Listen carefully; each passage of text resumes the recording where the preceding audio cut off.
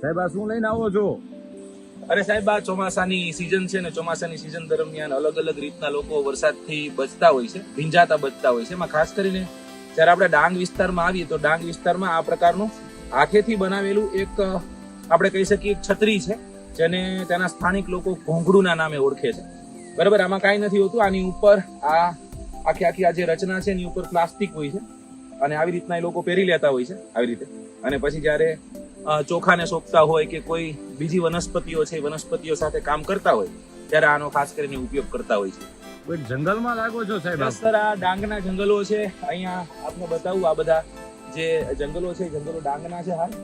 બરાબર ને, ગુજરાતમાં જે જોવા મળતા 4 પ્રકારના જંગલો છે એમાં ભેજવાળા જંગલો ગુજરાતમાં નથી જોવા મળતા.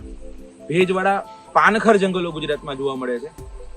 ઉષ્ણકટિબંધીય ભેજવાળા પાનખર જંગલનો તે આ વિસ્તાર છે અને આ વિસ્તારમાં 120 સેન્ટીમીટર કરતા વધારે વરસાદી વિસ્તારમાં આ પ્રકારના જંગલો થતા હોય છે.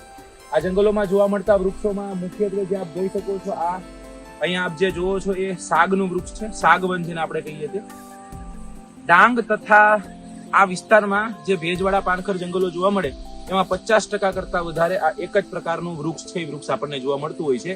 બહુ મહત્વનું ઇમારતી લાકડું તરીકે આ વૃક્ષનો ઉપયોગ થતો હોય છે. એની ઊંચાઈ પણ ખૂબ સારી એવી અંદાજિત આપણે જોઈએ તો 15-20 મીટર જેટલી ઊંચાઈના વૃક્ષો છે, વૃક્ષો આપણને જોવા મળે.